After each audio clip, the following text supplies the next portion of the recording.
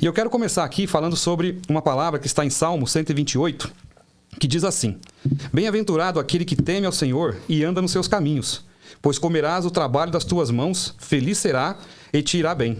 A tua mulher será como a videira frutífera aos lados da tua casa, os teus filhos como plantas de oliveira à roda da tua mesa.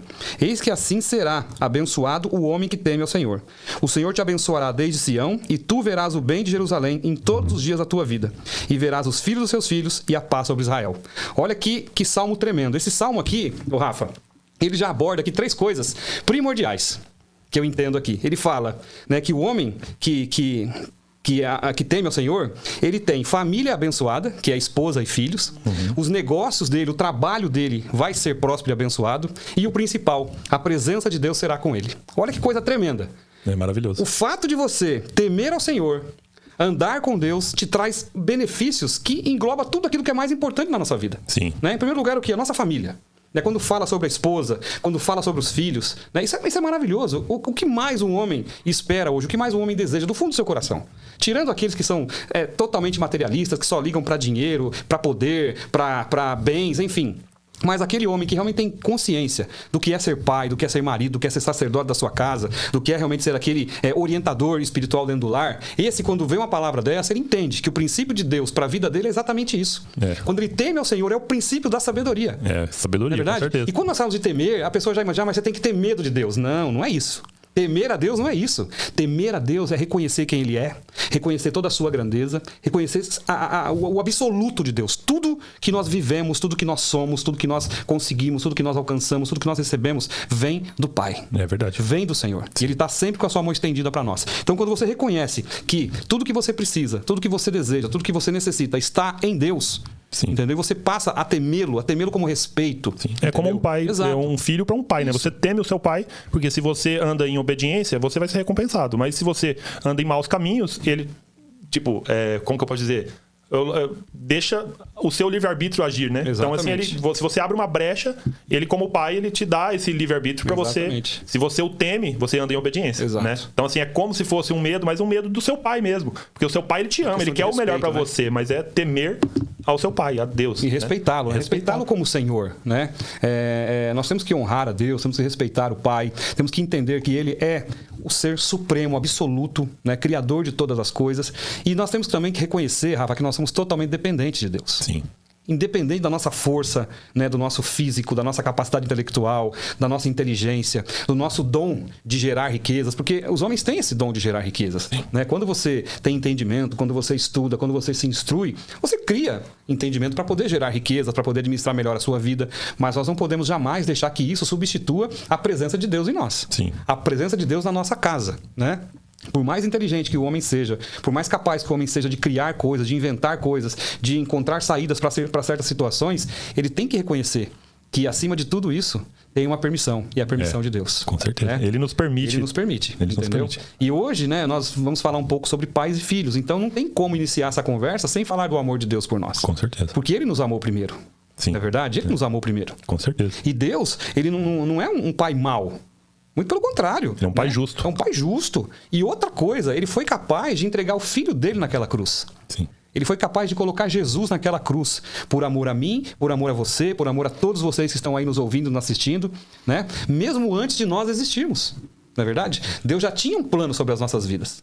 Né? Deus já sabia que um dia nós estaríamos aqui. Porque Deus enxerga o nosso futuro, muito lá na frente, né? Bem diferente de nós. Então, Deus não é um Deus mau. Não. Não é verdade? Eu não sei como é que foi, Rafa, quando você era mais jovem, mais criança, mas eu já cheguei a ouvir, quando eu era na minha infância, de que Deus era um Deus carrasco, que Deus castigava. E até nossos pais falavam isso. Você, né? Deus castiga e tal. Não, isso é tudo balela. Deus não castiga ninguém. Ele te dá de acordo com o seu plantio, né? É a consequência daquilo que você faz. Né? O amor de Deus está estendido, está escancarado para todos nós. A maior prova disso tudo foi Jesus na cruz, não é verdade? Sim. Foi Jesus na cruz. Sim. Você merecia isso? Você merecia esse sacrifício de Jesus? Não merecia. Eu também não. Sim. Né? E as pessoas geralmente, às vezes, com atitude, agem inconsequentemente, achando que não vai ter uma pena por isso. Mas tudo que a gente planta, a gente colhe. É a lei da semeadura. E ele, como pai, ele deixa isso bem claro pra gente. Então, se eu planto o bem e busco a ele e eu sou obediente, eu vou só ter coisas boas do meu pai.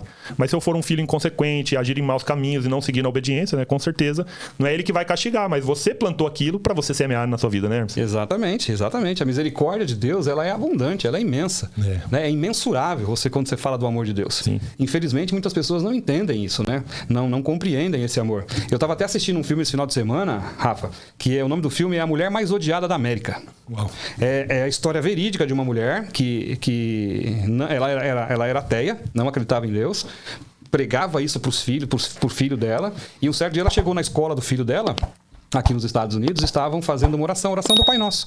Ela entrou, meteu o pé na porta e falou: que absurdo é esse? Vocês oram, fazem essa oração, obrigam meu filho a fazer essa oração? Não quero. Meu filho é ateu, eu sou ateia. E ela entrou com um processo contra a escola, né, contra o Estado, para que tirassem das escolas a oração matinal, a oração na parte da tarde, ali no início de cada aula. E, infelizmente, ela conseguiu isso. Ela conseguiu, né, sancionar essa lei, tirar a oração das escolas, depois tiraram a Bíblia das escolas. Então, assim, você começa a perder o que de fato é valor para as pessoas, né? Mas quando você deixa esse tipo de atitude tomar conta, olha a tragédia que isso vira. Se você for desenrolar o filme, o final do filme é trágico. Eu não vou contar aqui, porque até convido as pessoas a assistirem esse filme. É uma história muito forte, verídica, mas que mostra o que acontece quando as pessoas se afastam de Deus, né? Quando não entendem o que Deus quer para a nossa vida como pai. Né? Você como pai, você quer coisas ruins para seu filho? Jamais. Não, jamais. Né? E a Bíblia fala sobre isso. Está lá em Mateus. Né? Nós, sendo maus, sabemos dar boas coisas. Mateus 7:11. Nós, sendo maus, sabemos dar boas coisas aos nossos filhos. Imagina Deus, que é 100% amor. É incrível isso, né? A Bíblia é fantástica, Deus é tremendo, entendeu? E Ele quer realmente mudar a nossa vida, quer nos trazer esse sentimento de paternidade, entendeu? E isso nós produzimos para a nossa família, levar isso para os nossos filhos. Então a Bíblia, ela sempre vai ser o nosso diferencial e a nossa instrução maior de como educar os nossos filhos, não é verdade? Sim, é o princípio da sabedoria, né? E você, pessoal, que está aí nos assistindo, já deixa aí no comentário qual é a visão que você tem dessa paternidade de Deus com a gente? Coloca aí o que você pensa sobre isso, que a gente quer responder, e também quer saber a opinião de vocês aqui, do que vocês pensam sobre esse assunto, né? Porque pra gente até discorrer aqui na nossa palavra, vai trazer ideias, né, também, para que a gente possa discutir e mostrar para vocês, para que isso toque seu coração, sim, verdadeiramente. Quando a gente tem o princípio da Bíblia na nossa vida, a gente tem essa sabedoria, a gente começa a enxergar as coisas diferente. Igual as pessoas mesmo que o Hermes estava falando, que só quer saber dos bens materiais, do dinheiro, das coisas que não trazem a verdadeira felicidade. A nossa família, quando ela está unida, está tudo caminhando bem, você tem uma esposa do seu lado que te apoia, que também segue os princípios da Bíblia, né? Porque a Bíblia também tem instruções para a mulher, como ela ser uma boa esposa, e também para o homem, como ser um bom marido. Porque essa união, quando você se transforma em uma só carne com sua esposa, os seus filhos vão pegar esses exemplos também para a vida deles. E a energia de Deus dentro da sua casa, né? Assim, o Espírito Santo vai habitar no meio da sua família e você vai ter uma felicidade que dinheiro nenhum compra, né? Que é ter os seus filhos ao seu lado, caminhando na palavra de Deus. Então, quando a gente ensina isso desde o princípio para eles com certeza vão ser adultos que vão colher dessas bênçãos também, né, Hermes? É verdade. E filhos, Rafa, eles vão crescendo muito mais visualizando o exemplo do que aquilo que nós propriamente dizemos a eles, né? As instruções que nós passamos. Porque as crianças, elas não têm muito discernimento para poder parar, te ouvir, sentar no sofá com você, conversar, discutir. Não, ela é criança, né? Mas desde o início, desde que eu me lembro que a Adri estava grávida e eu já ficava falando na barriga dela. Né? Quando eu descobri quando ela me contou que a Mel, né, a nossa primeira, ia ser uma menina, tal, então eu ficava ali conversando com a barriga dela, falando coisas para a Melissa na barriga dela. E parece que não, mas isso já vai com certeza entrando. E a criança vai recebendo essa informação. E é claro, né, eu sou muito grato a Deus por, né, ter sido resgatado pelo Senhor, por ter, né, tido a oportunidade de ter uma família novamente e voltar aos princípios. Porque, como eu falei aqui em algum testemunho que eu dei aqui há um tempo atrás, eu me desviei um tempo de Deus. Eu fiquei um tempo perdido, eu voltei novamente para o mundo. Aí eu fico imaginando, né? É claro que a gente não gosta de ficar nem pensando nisso. Mas como que é criar uma criança hoje sem os princípios de Deus? Né? Esse mundo está de ponta cabeça. Né? Esse mundo está totalmente perdido. E o inimigo, ele vem para matar, roubar e destruir. Né? E a primeira coisa que o inimigo vai atacar na sua vida é a sua família.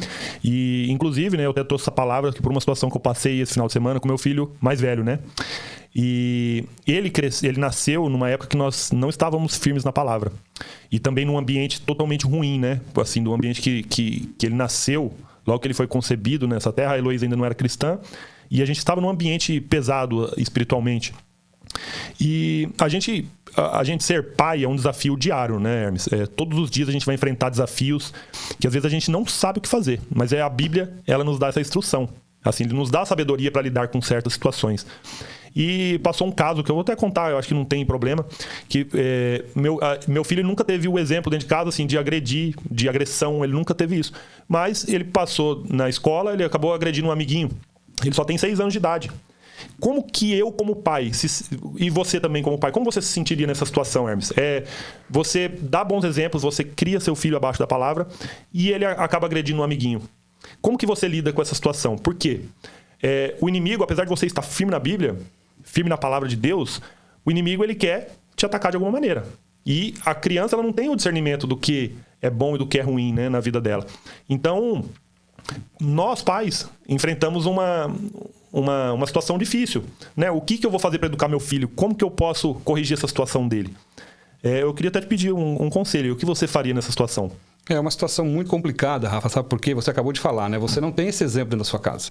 Você não é um cara violento, você não é um cara que fica aí gritando, falando palavrão, xingando, discutindo com a sua esposa, né? Eu conheço um pouco da sua história, um pouco da sua vida. A gente convive, a gente anda junto, né? Então a gente tem esse discernimento, né? E na minha casa é igual. Então, assim, a gente não tem esse hábito de violência com os filhos, de bater em criança, disso e aquilo. A gente repreende, às vezes castiga, fala, olha, você vai ficar sem isso, sem aquilo, vai ficar um tempo no seu quarto, vai ficar sem TV, sem videogame, sem isso, sem aquilo. Algumas penalidades que a gente acostuma dar para os filhos. Mas quando a gente vê uma situação dessa de agressão, é muito complicado, porque você fala, poxa, eu não tenho esse histórico, eu não me comporto assim. Por que meu filho está se comportando dessa forma? Sim. E uma coisa, por exemplo, quanto mais você tenta dialogar, por exemplo, é uma criança de 6 anos de idade, né? Você dialoga, você tenta mostrar, você tenta dar exemplos, mas eu vou te falar, o que é o mais eficaz é a oração. Então a gente tem que orar pelo nosso filho todos os dias. Quando ele vai dormir, esse foi até um conselho que você me deu, quando ele vai dormir, ele está dormindo, eu vou lá e profetizo coisas boas, coisas de vitória no ouvido dele. Falando para ele que ele nasceu para vencer, que ele tá nesse mundo aqui para ser uma boa pessoa, para ser um homem de Deus. Então a oração ela é muito eficaz, mas a gente tem que ser persistente na oração, né? Persistente, estar orando pelos nossos filhos todos os dias, porque independente de como você esteja na palavra de Deus ou não, você vai enfrentar esse tipo de problema. Mas quando a gente não está com a sabedoria divina, assim para nos apoiar e nos suportar nesses momentos, a gente toma atitudes que às vezes vai fazer mal para o futuro do nosso filho, achando que a gente quer corrigi-los, mas a gente acaba piorando certas situações. Então, a oração, gente, é uma arma muito eficaz para tudo nessa vida. A oração é capaz de curar um câncer, é capaz de curar uma pessoa. E na Bíblia a gente vê exemplos que a oração ressuscitou um morto. Exato. Né? Então, a oração é a arma mais eficaz que a gente pode ter para nossa família, para nossa esposa, para os nossos filhos. Então, se você estiver passando por uma situação... O meu filho ainda é criança, ainda eu vou ter muitos desafios pela frente, porque vai chegar na adolescência. Eu já fui um adolescente totalmente complicado.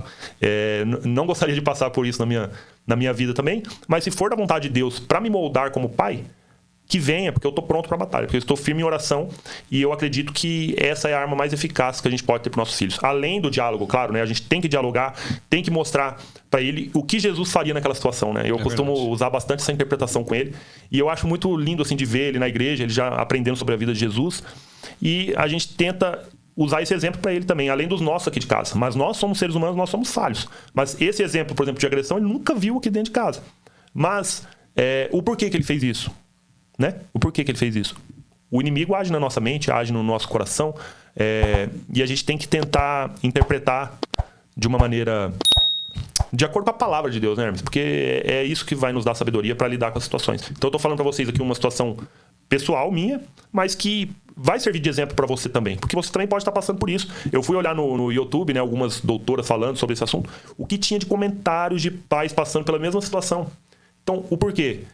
Alguns são pelo exemplo de casa, alguns são por falta de conhecimento, alguns o pai não está agindo da maneira correta. Então, por mais que você esteja firme na palavra, você vai enfrentar desafios como esse. Mas você tem que ter a sabedoria necessária para poder educar seu filho, que é um desafio diário. Então, se você tem um filho adolescente, um filho pequeno, você vai passar por situações que, se você não tiver firme, não tiver essa sabedoria, não tiver o Espírito Santo de Deus na sua família, fica uma situação que pode ser insuportável. Mas com a palavra você vai ter sabedoria e vai conseguir vencer, assim como eu vou vencer também.